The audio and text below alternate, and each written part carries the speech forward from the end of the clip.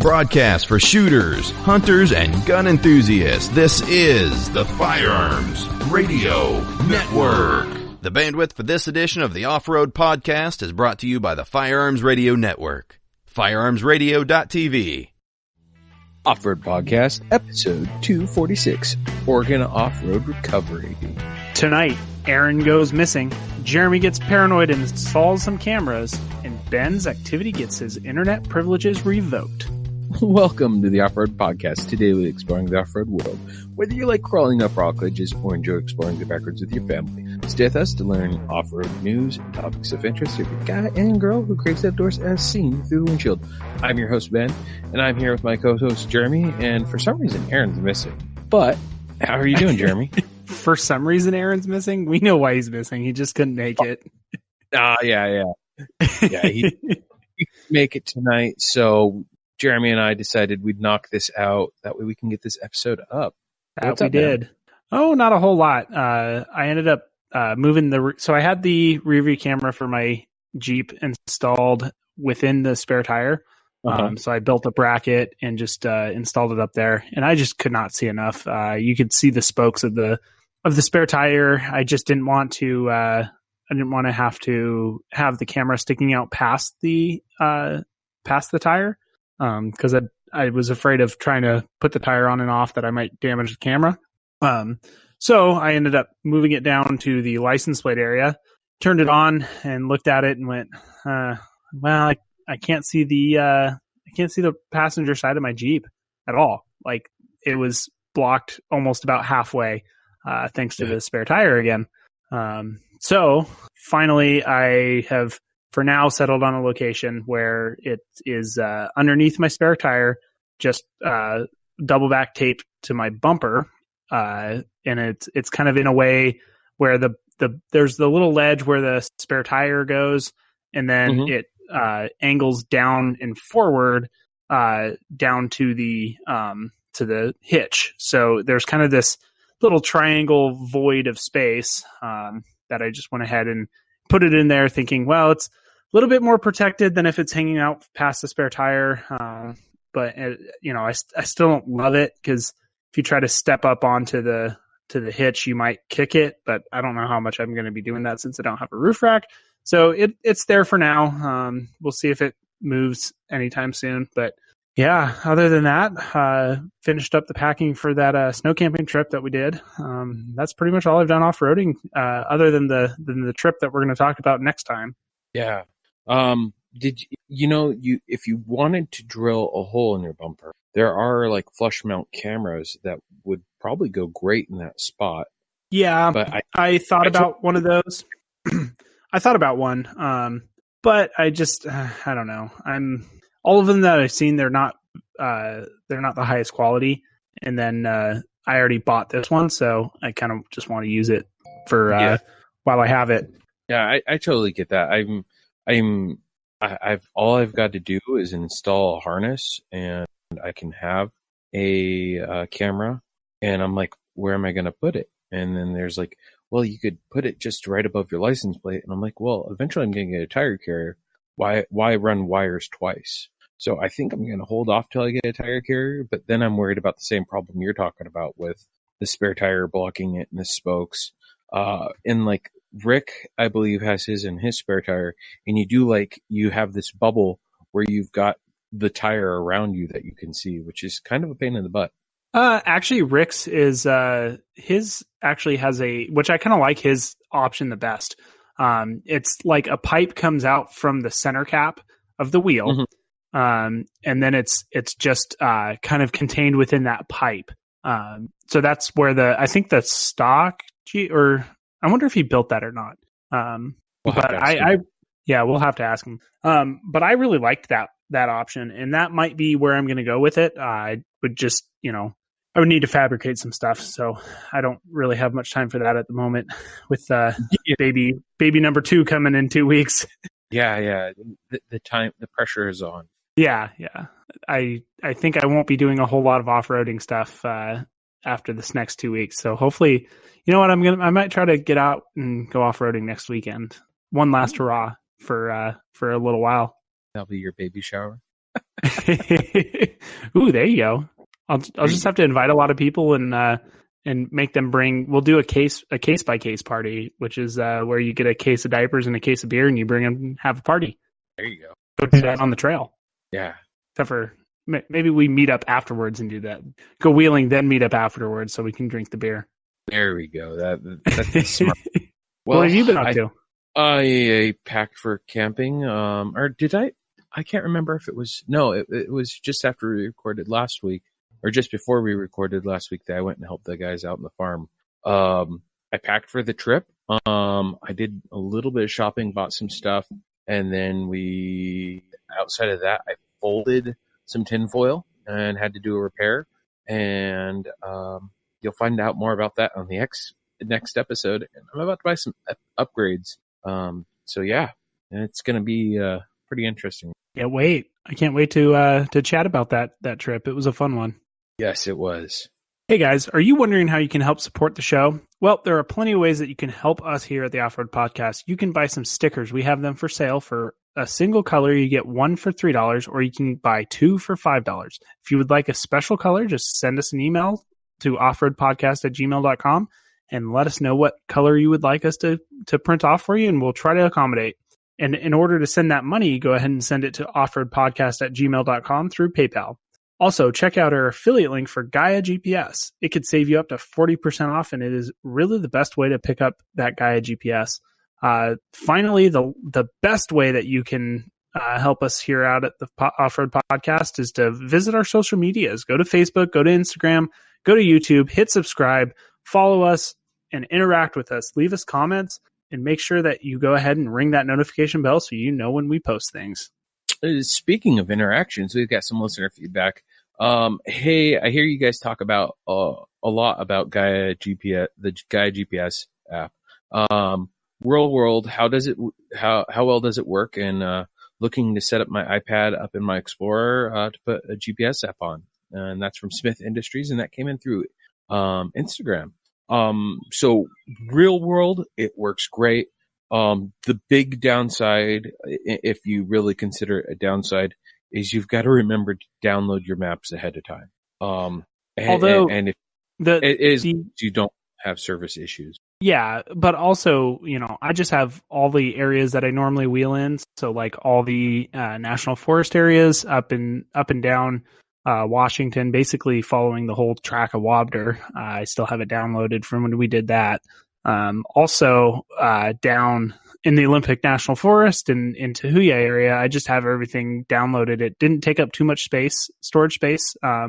And the nice thing about that, especially over the Google Maps, is it doesn't have to re-download after 30 days. Yeah, that is a good point.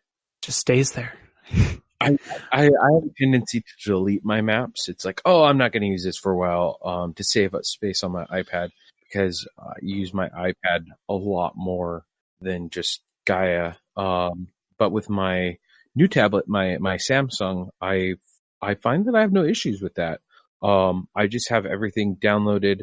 I had actually multiple layers downloaded for this last weekend when we were out. It just took them a second to get loaded. I'd be like, what did I not download the map? Oh no. But like, I use it for search and rescue. We have to kind of map where we've been. That way we can share the GPX with a base. So that way they can be like, okay, this area was searched then, and here's his route. So outside of that, I mean, it's really great. And you can download the maps as detailed as you want or as not. And you can go online and plan your trip, and there you go. And I personally recommend getting the premium. I like the extra maps and being able to layer them.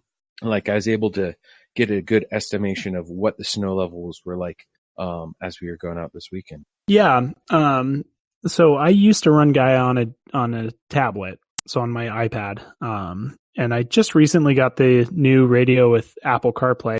And since they had the Apple CarPlay beta test going on, I got in on that in order to use it just through my radio. So this was the second trip out with it, so I got a little bit more experience with it. One of the nicest things is, especially if you're following a GPX track, it's right there. You can just kind of use it as a heads-up display. It's right there. You got it you got it there and you can look at your immediate area. One of the biggest problems I have with it right now is I wish that it allowed you to zoom out as far as you wanted. And then also, there's no way to scroll when you're in the app on your radio. You have to, but you can always go onto your phone and look at it there. But it'd be nice if like a passenger could go ahead and scroll around, or if you're, stopped and trying to figure out where you're going, you can scroll around on your radio and just have a little bit of a bigger screen. But I'm hoping they add that functionality. But right now I'm loving it on the radio. I don't think I'll ever go back to using an iPad for that. I was talking to Rick about it and he said probably one of his favorite things was the fact that he could, have his map following his GPX track or where he was on the map. And then he could use his phone to look at, zoom out farther or zoom in closer to get a lot more detail if he was looking for, hey, what's this trail called? And it wasn't listed on that particular map. And he kind of runs his phone up on his windshield. So that would work for that instance. I don't like to have any other screens up if I don't have to. So I have to actually pick up my phone to look at it. But it is nice that that the maps aren't tied together. So if you pick up your phone and start scrolling around, it doesn't change where you're looking on the map. It's always just wherever you immediately are. Yeah. Well, I think it's time for the news, and that's brought to you by Power Tank. And we've talked about how fast it is and some of the awesome accessories that work other places.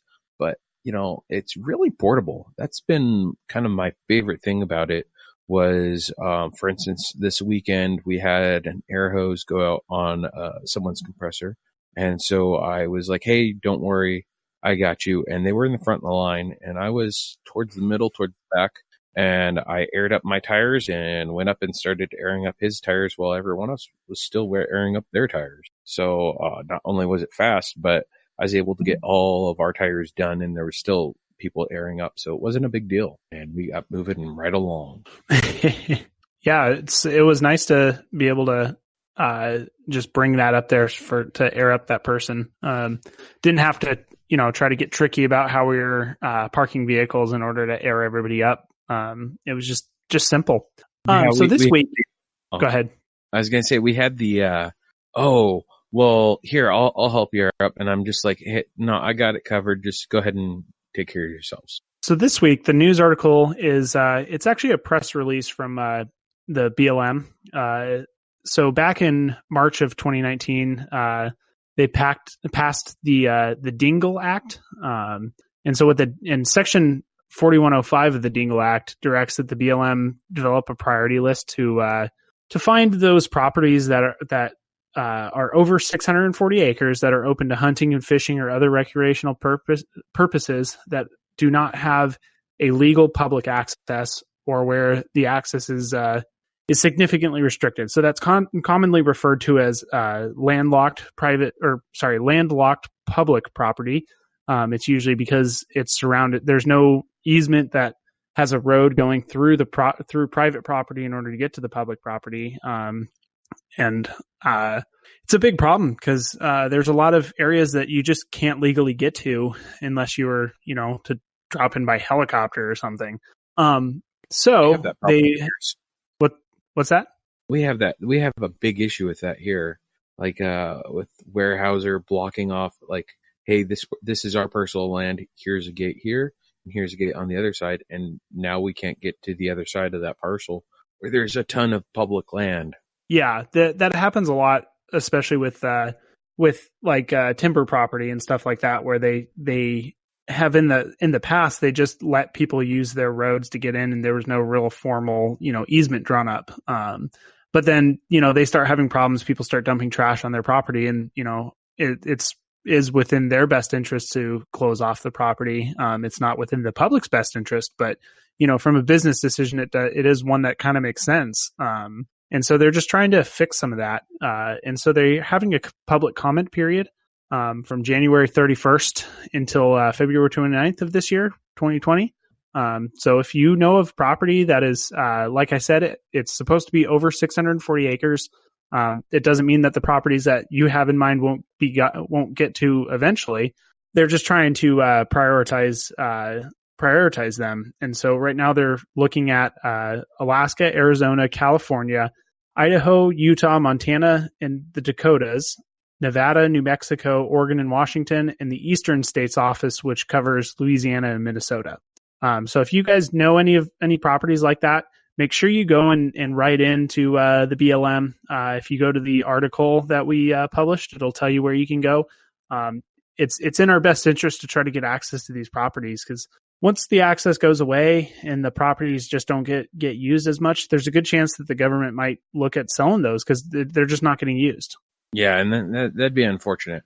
It's the more public lands we have, the greater chances that they get used and could possibly be used by your children or your grandchildren. It's always nice to be able to go see those spots that are untouched. Absolutely. Check out patriotpatch.co. Go check out their great selection of patches. I'm really stoked to see that they've got those leather patches out, and it seems like there's even more now. I'm gonna have to hurry up and buy some before I forget, because you can pull a Jeremy and order them during the show and miss your cue. No, I'm not gonna pull Jeremy. I couldn't do that. That'd be terrible to just go hop on recording and be like, oh, I'm gonna order this one. So no, I'm not gonna pull Jeremy, but I'm probably gonna go order a couple leather patches here real soon. I really like those. There's a lot of threadbare patches. Patriot Patch is known for their awesome what is that? The injection molded patches. The PVC patches. PVC patches. There we go. Why not go towards something awesome like leather? There's not a ton of them out there. And they've got some of their more famous patches on there. For instance, the It's Dangerous to Go Alone, the Don't Tread on Me, We the People. So go check them out. And you just might find one that's just for you. Well, and with that, it's time for the main topic. Go prepared with Warren Industries. They produced the first recreational winch in 1959 and lead the industry with their dedication to quality and reliability. When you dig yourself in deep, make sure you have the right tools to get yourself out. Get Warren equipped and go where others can't. Now, let's get ready for adventure and head into our main topic. Tonight we're joined by Adam and Alvaro. We might call him Big Al throughout the podcast, so you're not confused there. And they're from Oregon Off-Road Recovery, and we're going to talk about what they do. But first, we're going to find out about them and how they got into this kind of stuff. Well, guys, so let's start this off. Where in Oregon are you guys from? I'm based out of Portland, Oregon. And I'm in Milwaukee. Did you guys always grow up in this area? No, I'm from the Bay Area in California. And I'm from Argentina. Nice. What brought you guys to Oregon? I just came here for a change in the scene, and just wanted to get out of the same old, Bay Area lifestyle. I grew up in a kind of a farm town out there. Believe it or not, they do have those. And my families were ranchers, and they were all in the Jeeps. So, I was like, oh, I'm going to go try it out over here. It looks pretty cool. And we moved here 20 years ago with my family. How'd you guys get linked up? Well, it's a funny story, actually. Al met me through working at 4 Wheel Parts. We actually took care of a warranty for him. The other store, was kind of giving some grief about a warranty. And then a gentleman that used to work for us named Caleb said, hey, we should take care of this guy. He does a lot of, cool things for the community. And so my manager from Tiger 4 Wheel Parts said, yeah, bring him in. We're going to take care of him. And then ever since then, we kind of hit it off. And then, I explained to him what I was doing, and he got involved. And now we pretty much are changing the scene a little bit, That's great. So how'd you guys get into off-roading? Good. How you going this one? I started about 10 years ago with an old Jeep that I bought. I always wanted to have a Jeep. I could never afford it, and bought a used one and started working on it and fell in love with it. That's how I started. I have been I'm third generation. My family, we've always been in the Jeeps. I did a lot of competing in off-road out in, Northern California, Tahoe, Truckee, Reno. Just grew up loving it, building buggies. It's funny because when I was younger, that's what I used to do. I didn't go out and, get into trouble. I'd go build a bumper, And I remember when I was a kid, I wanted a welder so bad to build, off-road equipment. And, I was like, all right. So I went to a garage sale. I found a buzz box for the guy was selling it for like $50. So I sold some BMX parts that I had because I was really into bikes, just to, get in the industry a little bit tougher, build my own stuff. And then ever since then, I've just loved it. I've been doing it for 17 years. I've raced the Baja 1000. I've, done numerous builds. Still have some of those sitting up on our property. And I've just always had a passion for the off-road side, but I always loved doing the recovery side of it, pulling someone out. Sometimes at Donner Comp, I'd lose. I wouldn't place in the competition. I'd be excited because then I could go and help pull people out. But yeah, my grandpa used to get pissed. So, what were your guys' first off-road rigs, or the first rigs you took off-road, whether it was off-road rated or not?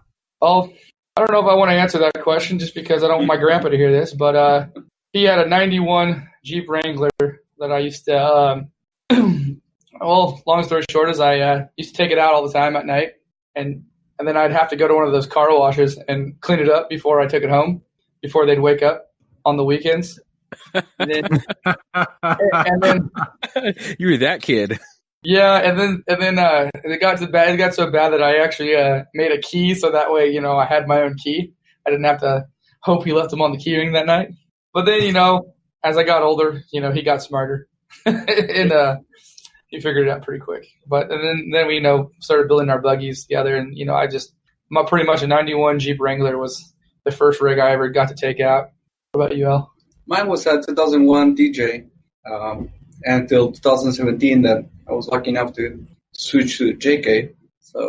But I had the DJ for like 7 years and had a lot of fun with it. And what's your current rig now? I have a couple. I have a 1995 Land Rover Discovery 1 that I kind of built as a trail rig. And then I've got a 2004 Nissan Xterra rock crawler. And I have a JK 2017 that we upgraded the axles, front and rear, with new gears. We put 38s on the tires, skid plates all over, in your bumpers and winch and all the recovery gear that I can carry, basically. So what's the favorite vehicle mod that you guys have done to your current rigs? I'd have to say putting the Dynatrack 60 in the front of the Xterra was pretty awesome. I've always ran a Dana 60, full width Dana 60 in a lot of my rigs, and I've ran a lot of coilovers. But for some reason, I just really like this one because I kept it narrow, and it's just it maneuvers so well. I can drive it on the road, and that'd probably be my most favorite mod, and my bottle opener on my bumper. I like that one too. I would probably say the re-gearing to 456, and I replaced the front axle with a Ultimate 44 and put locker front and rear. That whole upgrade was pretty cool. Yeah, I'd have to say that too. Lockers yeah, definitely locker made a difference. that was it. So do you guys have a favorite type of wheeling? I'm more into like the rocks and the snow. I mean, I'll get in the mud if I have to. You gotta do what you gotta do. But I really favor the rocks just because it's it's my nature. There's not a lot of long-term desert runs here like there is in California. Some of the California, Arizona deserts are fun too because you get a little bit of both. You get some packed down flat spaces, and then you get some red rock that you can kind of crawl around on. So I'd say probably rocks. I favor the rock the most though. I was rock crawling, but I'm not into the crazy 9 feet tall rocks. It's more like moderate stuff. I am. Yeah.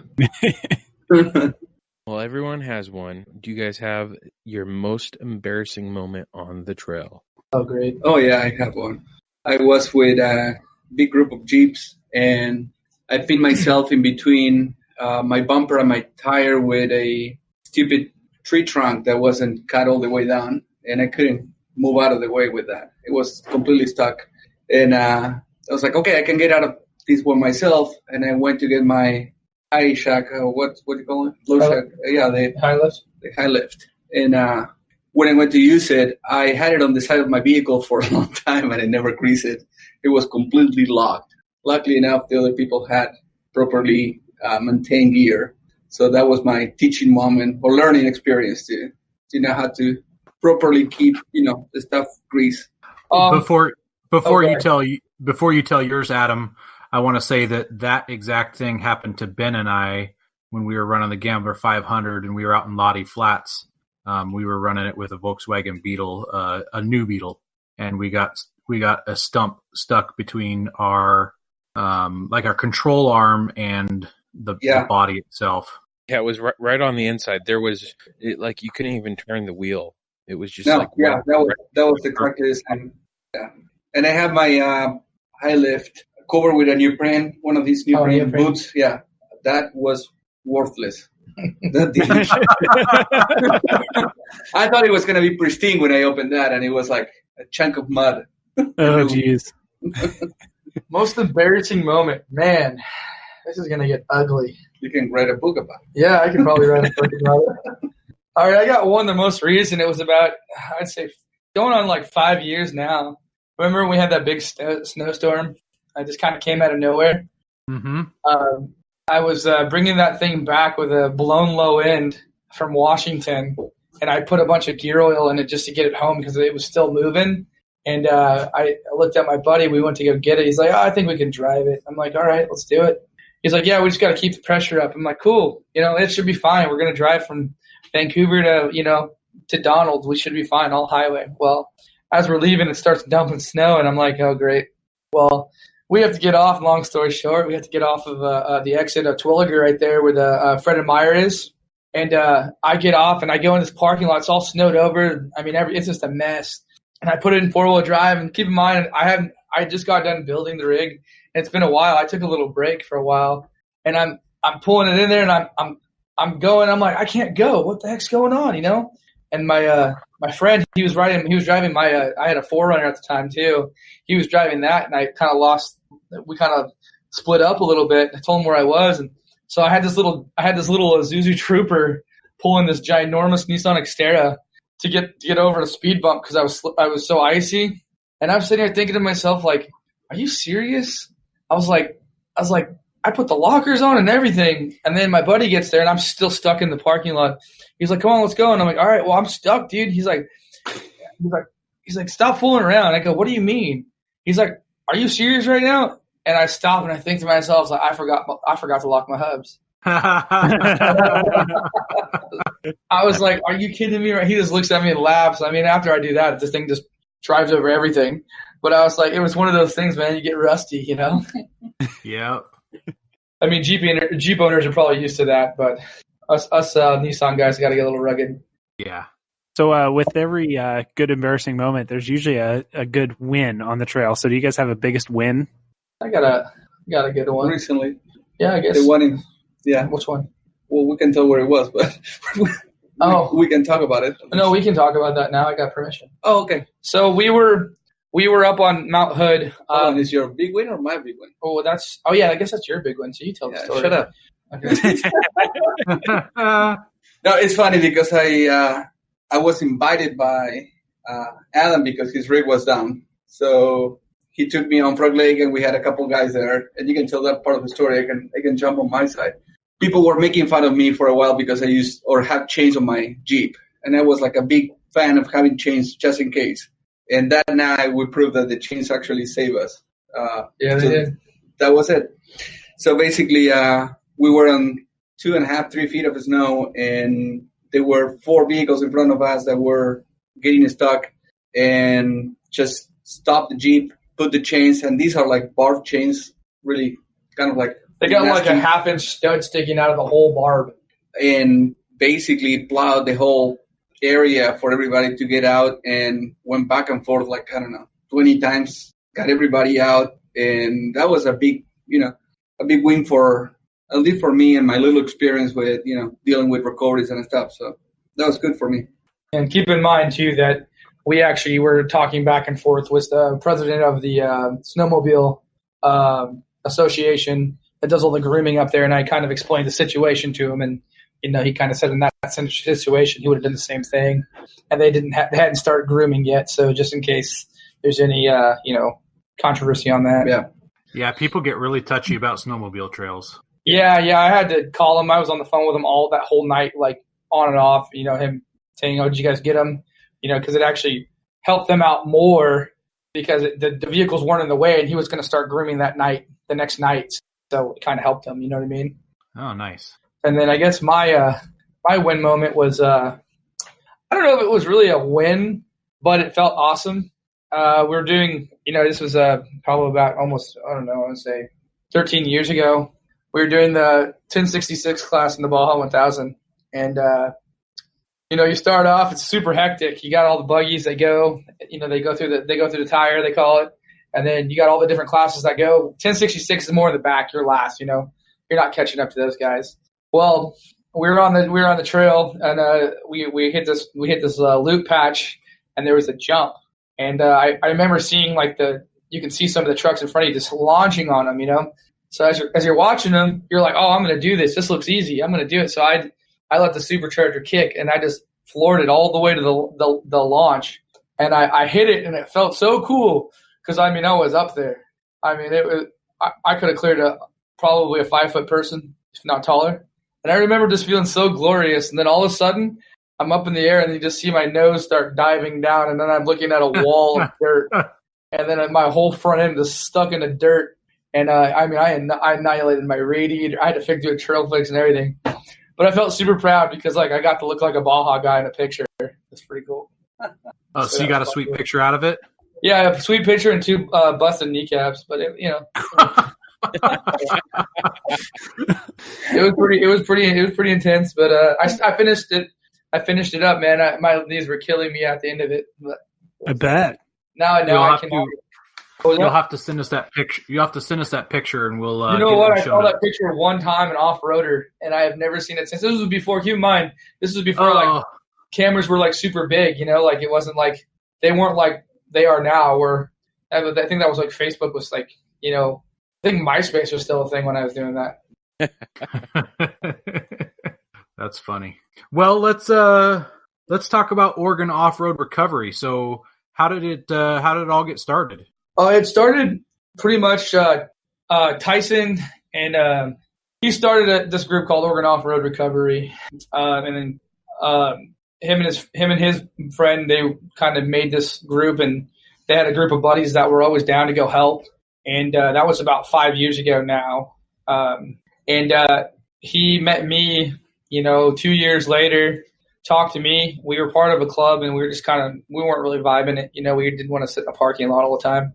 Huh. And so he looked at me and he said, "Oh, I have this, I have this group I started. I just don't do anything with it." And I looked at him like, "Let's do it, dude." At that time I had a sticker machine, I had a plotter, and I was like, I'll cut up stickers. Let's go for it.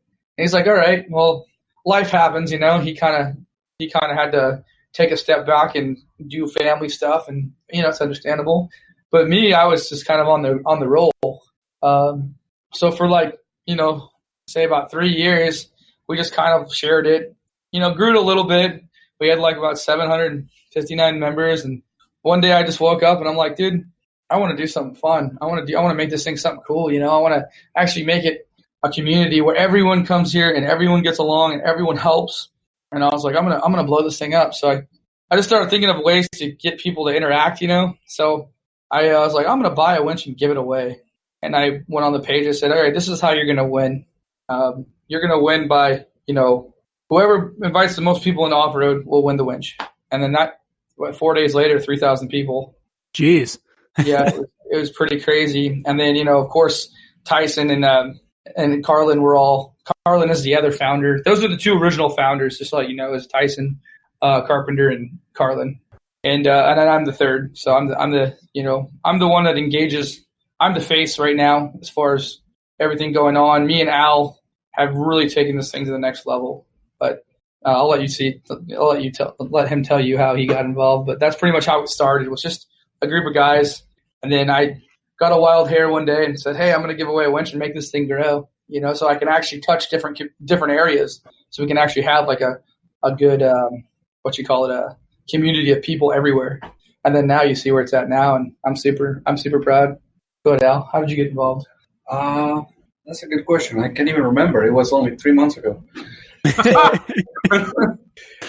Basically, I believe it was maybe the end of October when he started talking to me about, the recoveries and what he was doing, and I wasn't even sure I was understanding what he was going with these. But after hearing the whole plan, I was like, well, I'm a software engineer, so I can maybe put together a database. And, what do you think we can do if we collect everybody's, information and profile the vehicles, and then you have more information, not just what Facebook does, because he was organizing everybody through Facebook. But I thought, what if you need 3 rigs and you need 2 that have winches? And what if you need, people with some specific, stuff on their gears? So that's how this whole thing started, basically. I started working on a prototype. Long story short, this week I was trying to figure out how long was the code, and it was like 150 pages of code, and a lot of nights working on it and back and forth and testing it. And now it's officially out and running, so we're pretty happy with it. Oh, yeah. It's still work in progress, but we're getting there. So is it just you guys running it, or do you guys run it as like a 501c3 charity, and why? So it is just us running it. Everything that right now, everything that we do comes out of our pocket. We, here and there, like we'll do raffles, and that helps out. But I just, I really am a fond believer of putting everything back in that you get from it. You know what I mean? Because all the people that are a part of this are volunteers. So I want to make sure that I don't want to profit off of their, off of them going out and, helping in the community. I'd rather give back to the community. I've been told a lot of people say, hey, you need to do a 501c3. And they're right. I should, because, then I can do write-offs and I can do all that. But mainly my concern wasn't about that. It was more about getting the community built. So I did what I had to do. I mean, I'm just a regular guy. I don't have a lot of money, but I did what I had to do to make something grow. And that's kind of where that stands. I mean, we do have a product line coming out and whatnot, but we're going to LLC. But as of right now, it's just us kind of running the show, getting everything organized, and being ready for that 501c3. You know what I mean? Fully. Yeah. Right now, I'm paying for the servers and all the costs to run the app. So we're asking people if they want to help us. That would be great. But so far we're just paying ourselves the cost. So what sets you guys apart from the other recovery groups in Oregon? Nothing. I think that the more recovery groups there are all over Oregon, the better. Every one of these guys are great people. They are out there to help. They are out there to, they're putting themselves, realistically at risk of, getting hurt, or, they're putting themselves in bad weather conditions, but they do it to save the next person. And I feel like the more of these groups that there are, the better. Yeah, absolutely. So I saw a story come across Facebook about you guys, and that's kind of what made me want to reach out to you and talk to you guys. How did a story even get written about you, and did the media do a good job writing about it, or was there some fake news involved? No. I mean, it was a good interview.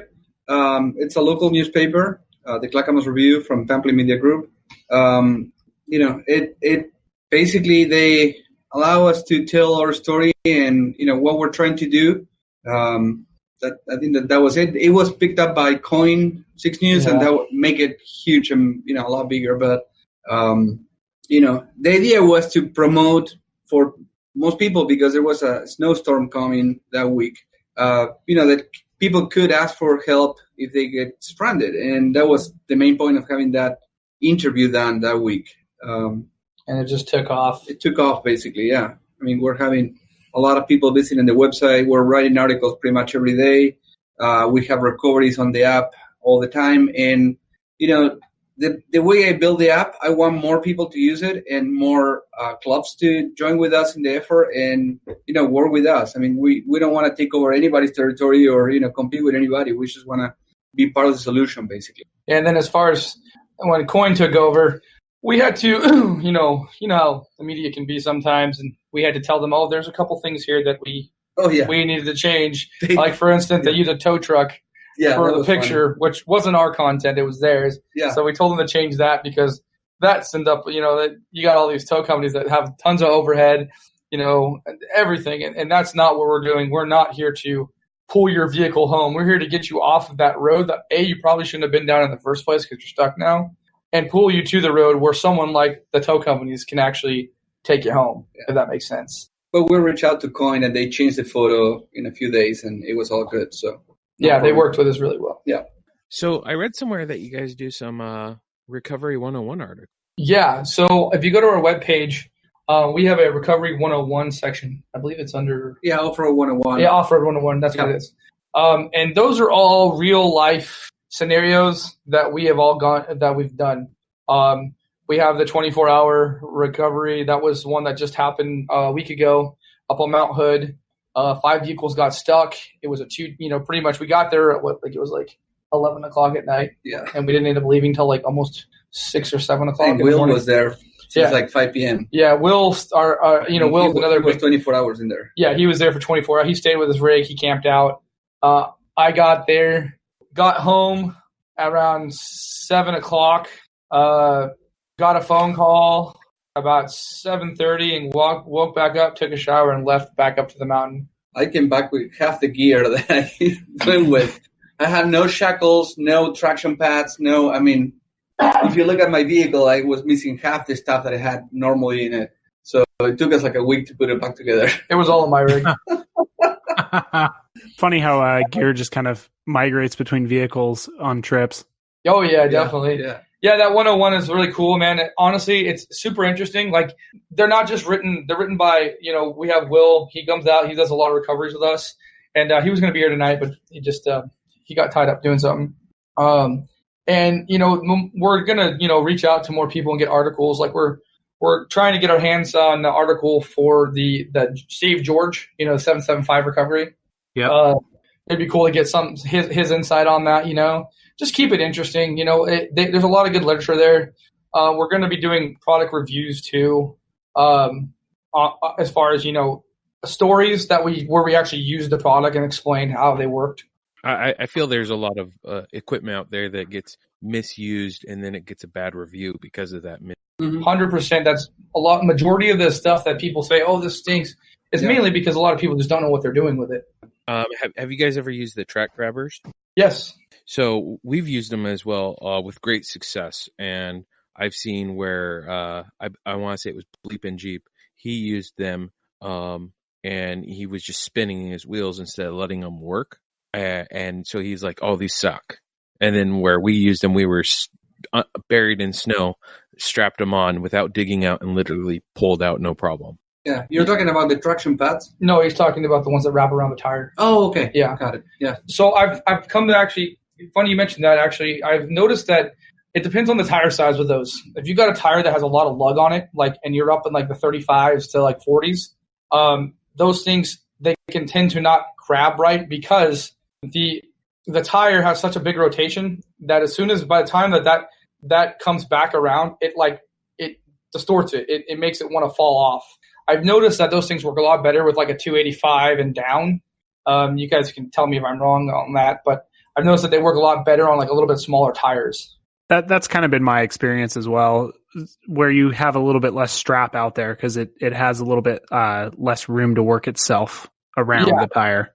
Yeah, I think that is an accurate statement as far as they do work. They're there to work, and they were also there for that guy that is maybe not a avid 4-wheel drive person, but you can throw him in his back of his rig and in a little bit of a pinch, you'd be able to use those to get some traction. Yeah, I definitely recommend them to any of the people that go out to any of my friends that go snowboarding or skiing or anything in their Subarus. I definitely recommend the car version of those for them. Nice, yeah. So you guys thinking about doing some YouTube videos as well? Oh, we have some YouTube videos. Summertime is going to probably really take off. I've noticed that the wintertime when we're up there doing recoveries, the conditions, we're there to get the recoveries done and get out. We want to do more hard videos in the snow, but usually when we're up there, it's the worst conditions at the worst time. Yeah, last week we were on this 24-hour recovery, and I was like, well, we can do video. And I was like, it's 1 a.m. in the morning. It's pitch dark. It's snowing like hell. There's no point. I mean, you run the GoPro or whatever camera, and you're not going to see anything. It was just bad to begin with. So, yeah. I don't know how, we'll document and stuff like that. Yeah, it was pretty impressive. Unless you have a crew of people following you, cameras and, I don't know, lighting and stuff like that, it was bad. Yeah, we're not light braid, unfortunately. I'm not blonde. The Off-Road 101, we're trying to use it also as an educational corner on our website. Like this week, we have an unfortunate, episode where somebody died on a, what was that, side-by-side? Oh, yeah, yeah. And this Nikolai. person basically, wasn't able to get out of that situation. We don't know what we don't happened, know the full story on that one. We just know that it was through trail junkies, and unfortunately they got stuck up there on a side by side. We've got something coming up for that too, as far as on the Off-Road 101, but just about being repaired. It's an article on that, yeah. But also, I wrote an article today actually that talks about the GPS communicator, satellite communicator is called, from Garmin. I have one of those in my vehicle for the last 10 years, and you can send a text message from anywhere, pretty much. We even use it in Puerto Rico to help people after the Hurricane Maria. And those are great, and you should pay $10, $12 a month for the service. And so we wrote a whole article about, how important that is. There was a guy that died on a motorcycle accident 5 or 6 years ago. He was riding solo, and he fell on the side of the road. Wasn't really badly hurt, but his bike was a 700-pound bike and fell on his leg, and he couldn't get out of the bike, and he died 4 days later. And that was sad, that anybody with a communicator could just, reach for it and call it. And even if you can't, your family can activate the device and look where you are, So, we're trying to, make people aware of that kind of tool. We spend a lot of money on our vehicles. We do a lot of upgrades, and sometimes, we overlook stuff like $200-$300, device, thinking that it's too expensive, but in reality, it can save your life. Definitely. And we also built the app to work with those devices, APRS, and with the satellite texting. So you just mentioned the app earlier. You were talking about a database. Tell us more about the app. Yeah, it's a web app, not an app for an iPhone or an Android. It runs on anything you have. And the idea is that you can generate a request, and it will take your coordinates from your phone and send us a message that has all the information we need to start the recovery. The same application allows the administrators to distribute the request to the members that are near the area where it was requested. And we can filter down based on what we think, the person that is going to be doing the recovery needs to have in their, vehicle. So we're still working on it, and we're pretty happy with it, but we also added more functionality so that we can take on GPS request or ham radio digital request by adding a phone number, which is 503-877-5263. So if anybody sends us the coordinates of where they are with a GPS locator, we'll initiate basically a recovery based on that information. Is there a plan to make that a national thing? Good question. We're beta testing in Oregon. We already had people from Washington and other states asking for it. I'm up here in Washington, and that was exactly what I was thinking. We're early on the stage of beta testing these for a group, and there is a lot of things to be done to it yet. But we're open if you guys want to start testing, or we've got that with WORN, Washington Off-Road Network, Recovery Network. We're talking with them about building a database for them as well. Kind of a not necessarily like a joint thing, like working together. And we've been talking back and forth with them, and I think that's going to be the next. I'd say it's probably going to be the next. Yeah. The next place that we're going to work on. Yeah. Yeah, that's actually who I do a lot of recoveries out in the field with, and awesome. to just see the amazing versatility of that, and helping break up some confusion.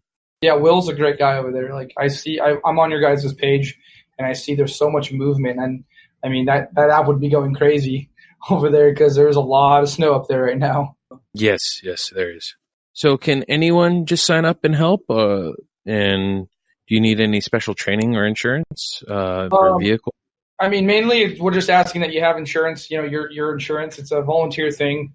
There is, people older than 21. Yeah, that's what we ask for. Occasionally you'll get some of those guys that just show up and, they go help with the recovery. Not saying that people under the age of 21 are not capable of doing it, but it's just kind of one of those things. It's a mindset thing, it's making smart decisions. And you can go on, to the website and, click on members. And right now that one we're trying to keep Oregon-based. We got some Washington, though, on there too, which is okay. But eventually, we're going to build the Washington version of that for WORN, sorry. And then, they can start building their database as well. So then, but then if it comes into a situation where they need us, we'll be there for them. That's great. So do you guys have people sign a waiver when you're going to recover them? We have check boxes when they sign up. They're taking full responsibility for, their own vehicle, their own, insurance and stuff. We had luckily a lawyer in our group that helped us with all that side of the business that we're not familiar with. Yeah, that's the hard part. And even if you request a recovery through the app, you have to accept the terms and conditions, and you're accepting that we're not responsible. The application is just connecting the volunteer with the person requesting the request. The organization has nothing to do with it. So we're just trying to make it really clear, this is a volunteer effort for all parts. Do you guys partner with any other organizations? You were talking about WARN a little bit ago, and I know there's other Oregon recovery groups. Right now we're working with the Hood River Gorge recovery, I believe, and also Southern Oregon off-road recovery. I've been getting a lot of people from Medford area, and so I've been sending they've been hitting the database up, and I've been sending it to them. And then, any other, we work with a lot of different clubs. I'd say, a majority of Oregon's clubs, there's probably members there. We're open to work with everyone at that point, but we don't have like any, I'd say WORN is probably going to be the first like real like join forces kind of group that we're going to be working with. And that's only because I reached out to them and said, hey, we have something and we think that you guys definitely could utilize it, and to let you guys know too, it's completely, it's wanting to give them, something that they can utilize. There's no charge. There's none of that. It's strictly just, hey, you guys are doing a good thing. We're doing a good thing. We want to be able to let you utilize what we're doing. If that makes sense. So do you guys purely operate in Oregon? Have you guys traveled out of state, like Washington, California? You guys also have Utah and Idaho bordering you, right? Yeah. So right now, no. We almost went to George. That was kind of a topic, but it was just a matter of what happens if we get there and he's pulled out. You know what I mean? Which we could have made it because he wasn't pulled out yet. But we haven't gone out of state. We've just been keeping it in Oregon. We have plenty of work here. Let's just put it that way. California, I have something in the works. There already is a California off-road recovery in the making. That one of the original members that was really, really into working with us was stationed here, and now he's moved to California. So I kind of got something in the works on that too. What's the most common situation that people get stuck in? I'd say it's probably, there's tons. There's those really, really like, what's going on here? And then there's ones like, whoa. But I've done everything from Amazon Prime vehicles following their GPS and ending up in a mountain on a fire road that could be probably like a Blue Diamond off-road trail and rolling into a creek. Jeez. To a guy who was just up on the mountain in a parking lot and he just didn't get any traction. I just had to literally like get out of my rig and push him by hand, if that makes sense. Oh, that's terrible. Yeah, that is terrible. There's just so many like scenarios. of course, we get off on the ones that we have to get all our gear out and utilize the stuff that we buy to make sure I guess it's a dude thing, like we get to pull the chains out. It's always nice when you get all the cool tools. Yeah, definitely. I can think. Go ahead. You buy it, you want to put it to use. That's right. We've been getting a lot of cool stuff. Like Spartan rope was they gave us a rope to try out, and man, I'll tell you what, that thing was awesome. I really noticed that thing. You didn't even feel that thing when it was yanking behind you. Weird. I pull with my chains another what was it? A Cherokee behind me. It was that white Cherokee. And I didn't even feel the pull. It's a kinetic rope, so basically you accelerate, and it's a smooth transition where it starts pulling behind you, and I fell in love with that. That thing is just great. Yeah, there's a lot of cool gear we've got to experiment with, starting this. And and then the cool thing is most of these places offer promo. We have a promo part of our page where if you go join the app, web app, discounts and stuff. You get discounts on the product. That's awesome. We've used kinetic ropes in this group and they're quite handy. Yeah, definitely. I would say do not combine the kinetic rope with a strap. And don't try that. Don't get in a situation where you have to use one as a tree saver. Yeah. Yeah, those aren't good for that at all. Absolutely not. But sometimes you have to do. You have to do. Is there a most common type of vehicle that gets stuck? I'd have to say, honestly, unfortunately, it's been Jeeps. Really? It's been Jeeps and it's been Jeeps, Cherokees, a lot of Cherokees. We had a Bronco day. Hold on, I'm gonna mute the mic for a second. We'll be back. I'd say there were some Jeeps. I'll say this because I know there's a Nissan guy here right now. Never a Nissan. Wow. Okay, I'm gonna go scroll through your guys' page and find the Nissans. Good luck. Well, I'm gonna guess that the Jeeps get stuck more because they probably push them harder than a lot of the other rigs. Yeah, and it's a more common vehicle on the trails too. Oh, yeah, there's definitely more of them. And there's a lot more of them. Yeah. Yeah, there you go. Yep. I disagree. I think the Jeeps, they have. So the new Jeeps have every button known to man, and when the new Jeeps go into a trail, they go, "Oh, don't worry, honey, I have a button for that. If we get stuck, we just push this button and we're out." And then they realize they forgot to get that button, and so that's when they hold back. That magic unstuck button don't work, huh? Yes, I guess not. We might have a short. Well, it's been so many vehicles. Honestly, we've pulled Subarus out. It's been so many vehicles.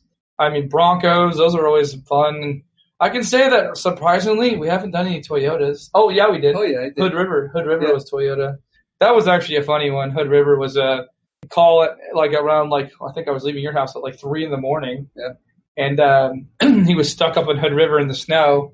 And I asked him, "Well, what's going on?" And he goes, "Well, I was winching myself out." So I was like, "You have a winch?" And I was like, "Yep."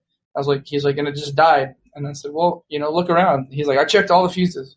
I said, "All right, well, it's 3 o'clock in the morning. I'll wake up in the morning and I'll get some guys rounded up." He was at home already. Yeah. And I was like, "I'll get some guys rounded up and we'll come out the next day."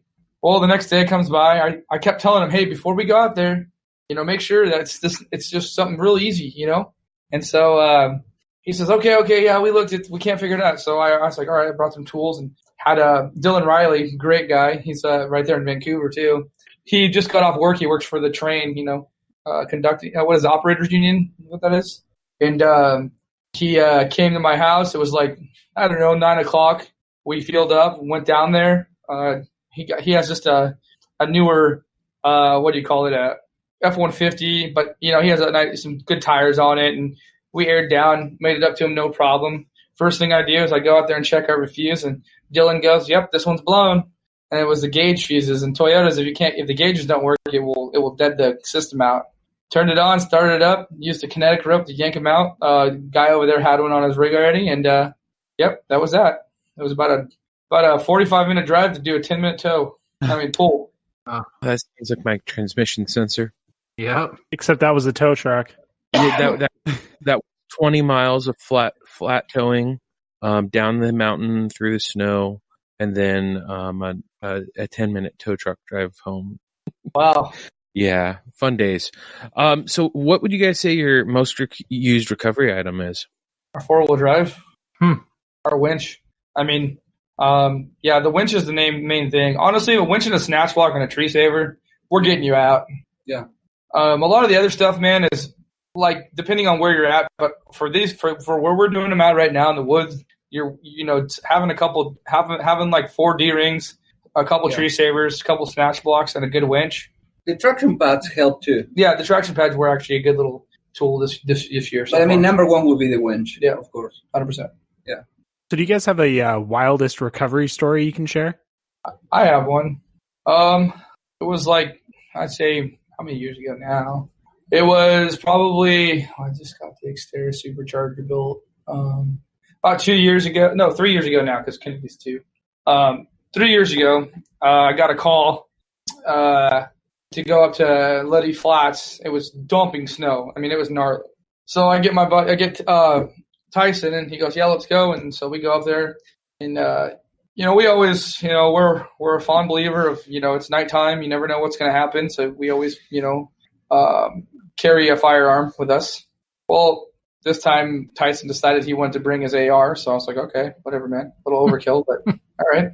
And so he has his AR, and forgot to mention to me that he didn't have a case. So he had to carry it the whole time there on the vehicle. We're driving up to Lee Flats, and all of a sudden we see a police officer coming down the opposite way. And he goes, I go, oh, he said, oh, that guy just pulled over real fast. He's like, okay, well, so I pulled into a little parking lot, and I was already ready. And he comes up to the window, asks us a bunch of questions, and we give a bunch of answers. And then I tell him, hey, just to let you know, my buddy has an AR-15 on his lap.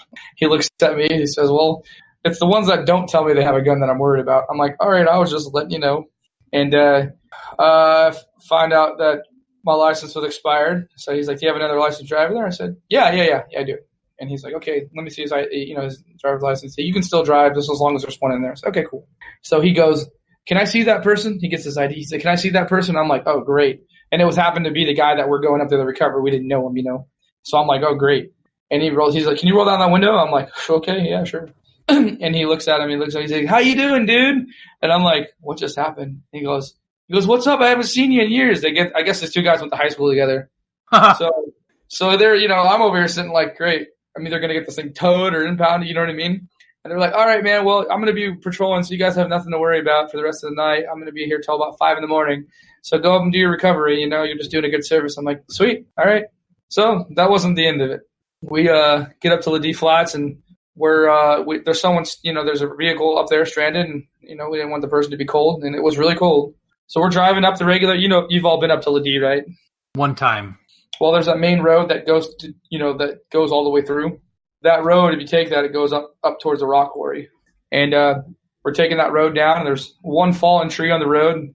That one I could get over. Drove right over that one. And then there was another one that was fallen, but it was so tall you couldn't drive under it, but you couldn't drive over it. So we know that there's someone stuck over there, so we're trying to figure out a way to get around there. And so then, my buddy has a bright idea. And keep in mind, this is snowed over. Like, it is snow. You're not touching dirt at all. It is pure snow. He goes, well, we can get around the backside. We're going to have to take like an 801 trail, which is a quad trail, but you will only be on it for a second. And I'm like, all right, well, I hope it's not narrow. So we're just thinking to save the person. And so it turns into really quick, turns into like totally lost. End up getting it and getting back, seeing the road again. I'm like, oh, sweet, we made it. Get off, and it dropped us right by the log that we were trying to go around. Oh, man. On the wrong side of it? Yeah, so I was like, that was a waste of time. I was like, I'm going to just try to drive over this end and call it good, So we did, and I did. Should have done it. My gas was getting pretty low, and we get up there, try to recover this guy. He's so stuck we couldn't even get him out, and I haven't had an issue like that ever. So then we say, all right, we got to get out of here. We'll go up the back way to get out of here. Well, that was a big mistake because the snow was so dry it didn't pack. So every 2 seconds we were getting out winching, and my gas was just withering away. So finally I turned around and said, all right, we're going to go back down the other way because I know that there's going to be people driving there. If we run out of gas, we'll be good. And so we do that, and then sure enough, right when I come up to the main road, we're about to get more towards like the 803 staging. the vehicle just dies. And I ran out of gas, so we were up there for a good I was trying to make it back to work, and I had to end up texting work saying, hey, I'm stuck up on the mountain, which they're pretty cool about it now because they know what I do. And that was a pretty crazy story. I don't ever want to be in that situation again running out of gas, that's for sure. Yeah. So did you bring you gas, or how did you Yeah. Fortunately for me, I got a little bit of service, got someone to bring us gas. It took them like an hour and a half to cut through that log because they couldn't make it over the log. But, yeah, we got gas and got to the gas station, and we were like, yeah, sweet. And the story repeats because last week when we were doing the recovery in Frog Lake, Adam keeps saying, oh, we'll put fuel in the next gas station. We'll put fuel in the next gas station. And I was trying to get fuel in Sandy, and we passed Sandy, and that was the last gas station open. And it was like 1 a.m. in the morning, and we keep going up the mountain, and we had no fuel. I mean, we had half a tank, but we didn't know how bad it was going to be. Yeah, we definitely did. We checked like 5 gas stations up the mountain. They were all closed. So lucky enough, we made it. But great thing was we were there so long that they were all open the next morning. Oh, yeah, that's true. We came back at 7 a.m. in the morning. That is one frustrating thing about Oregon, because you can't pump your own gas in most places. They close the pumps, and I've even seen them have padlocks on the pump, so you can't try to pump it. Yeah. So Hood River, they let you pump your gas at night. We found that out in Christmas Valley also, that you could pump your gas at night in the middle of Christmas Valley. Yeah, it's almost worth. I think we're gonna make a little article about that. Yeah, different places you can pump your gas at night. Make a map. Yeah, that would be good. Oh, where can you pump your own gas? Everywhere in Washington. Yeah. That's right. Oh, you guys can actually pump your own gas. What a concept. Yeah. I know, it'll just be a big map of the United States with, everybody else in blue and then in red Oregon. Yeah. Pretty much. I think New Jersey also, but I think there's only 2 states, but so has anyone ever reported getting their vehicle damaged while trying to help someone with a recovery? Never have we had anyone, complain about it there's been damages. Like there was a guy just last week who had a tree fall on his rig, but he was doing the recovery. He snatch blocked his rig to a tree that, it was a big tree too. You would never thought that it would break.